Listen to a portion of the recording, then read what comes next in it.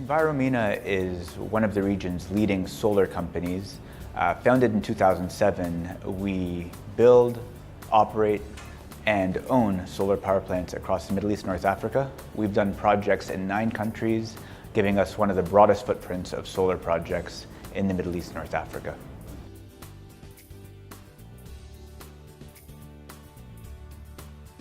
Okay, so I'm going to touch on 3 main projects that we're currently involved in.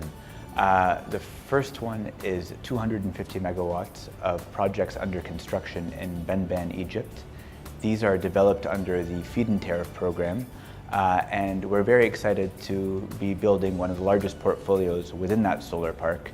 And it is not just an exciting project for Enviromena, who has built projects in Egypt since 2011 and was the first company to do a grid connection in the country, but a very exciting project for Egypt too, who's working very quickly and efficiently to get towards their renewable energy goals.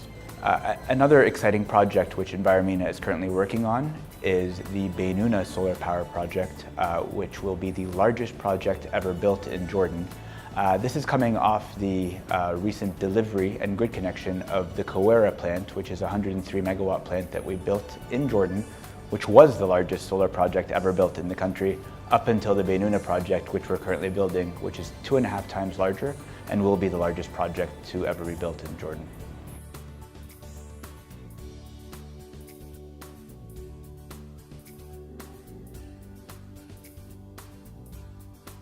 So Enviromena is currently building 500 megawatts worth of projects that are under construction in Jordan, Egypt, and Dubai.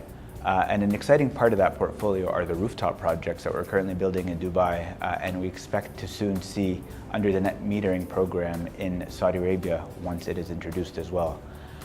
From what we have today, we expect around a 6 times growth in rooftop installations, commercial industrial leases as we like to call them, within the Dubai market over the next 12 months. The key driver for the commercial industrial market in Dubai are the savings that we present to the end users. So today we are offering significant savings off of the DEWA tariffs under long-term leases, which not only provide savings today, but also provide a hedge to the continued increase of energy cost and electricity cost for the next 20 years.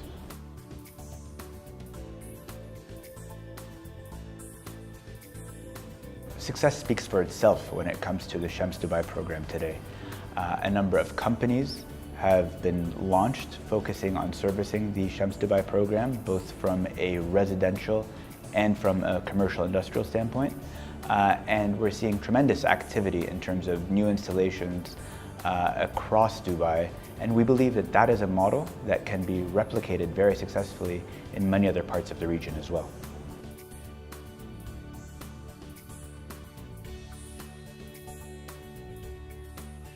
When we speak to our industry peers from all over the world, we get the same narrative. Everybody is a little impatient when it comes to seeing the programs go from announcements to actual megawatts installed on rooftops or on the ground.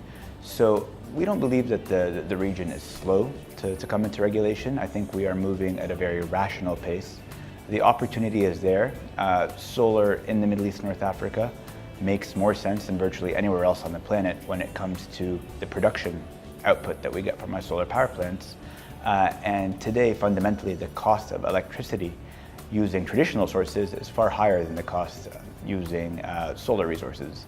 So when it comes to the underlying economics and the underlying policies to make this reality, they exist today. It's just up to us as the private sector, working very closely with the government and the utilities, to turn this into reality more quickly.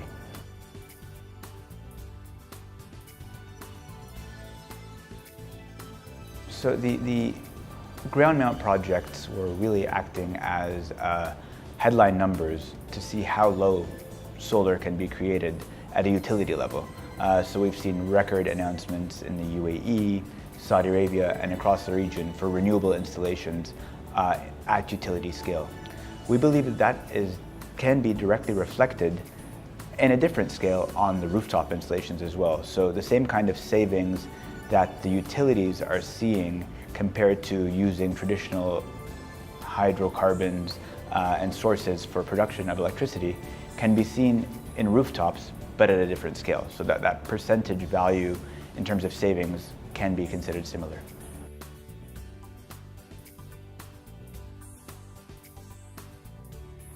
So I think all of our interests are aligned.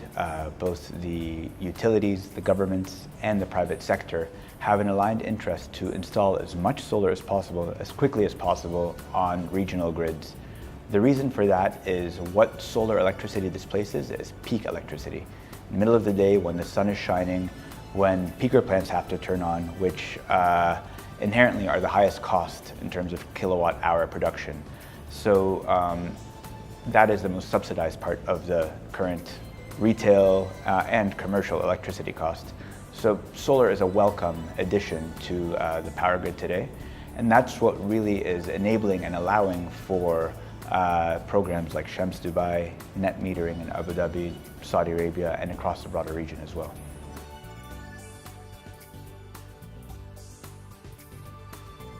I think the acquisition of Enviromena that occurred in Q4 of last year is a reflection of how the market has matured over the past 10 years. So initially, Enviromena was the first company to receive venture capital globally for a company doing renewable energy in the MENA region. We have gone from venture capital to pension capital, which means the way solar projects are being viewed by the financial community and by investors have gone from higher risk to more stable long-term investments. And the way that's playing out for us is not only are we now building and operating plants very effectively and efficiently, we have the capacity to invest with conservative return expectations into long-term assets, and it's really enabled a huge new part of the business for Enviromena.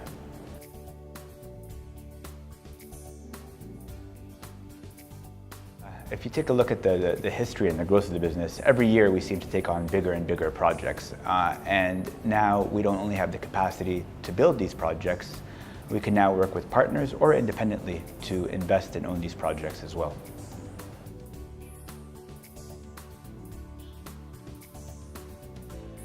So there's been a lot of interest from financial institutions, and the acquisition of Enviromena last year is the first example of an acquisition of a renewable company in the region. And I think that really sets the tone for future investment, both regionally and internationally, into our sector in the MENA. The view is there's tremendous interest and activity when it comes to both short-term and long-term investment into renewables at a company and at a project level.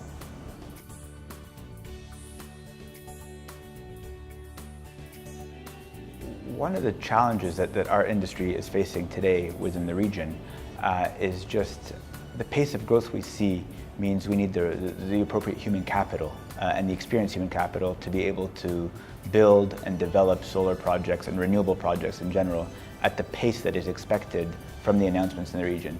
So ensuring that we have both locally and internationally the right people who are readily available to build and operate these plants is always a bit of a bottleneck for companies in the region. We as Enviromena have been very fortunate, having built a team organically and the region's largest team of solar experts.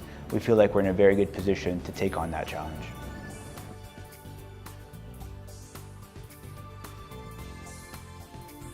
I think when we talk about lower cost solar products, when we're looking at it at the module level, there are certain expectations and qualification criteria to ensure that the components being used within a solar power plant are ones that are ultimately financeable. That is really run by the banks, consultants, and ourselves as companies that not just build these plants, but expect to operate them over a long term.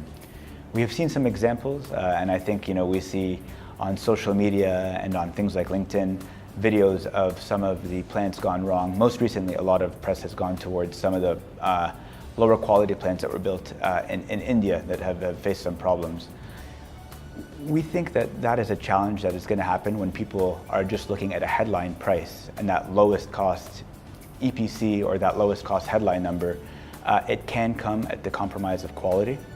When we build a plant, we're looking at it from a life cycle perspective, not from a headline perspective. And when you look at the cost over the 20 to 25 years of the PV plant being run, one that is built properly with the appropriate components, and the view of a 25-year plant will always be a lower cost source of energy than those that are built cheap up front.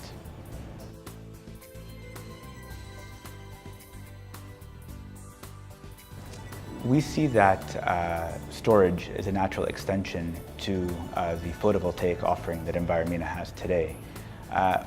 We currently have one of the largest solar diesel hybrid portfolios globally, and that is a natural extension to get into lithium-ion storage as well. So with the declining costs that we expect and we're currently seeing in storage technologies, we believe that we'll be able to get solar plus storage at a point where it is at a lower cost than most other sources of electricity being produced on the grids today.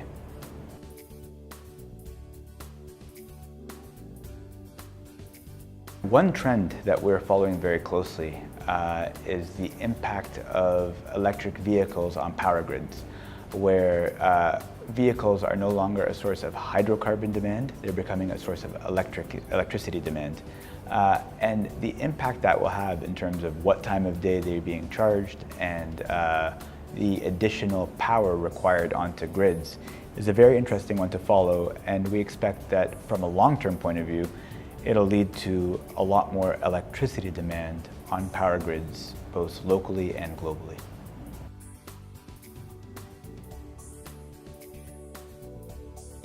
If we take a look at energy demand growth within the region, it sits between 7 to 9% depending what country you're taking a look at. As the cost of solar declines and the ability to deploy at speed continues to be a fact within our sector, we think solar will make a more and more significant part of the new capacity coming onto grids.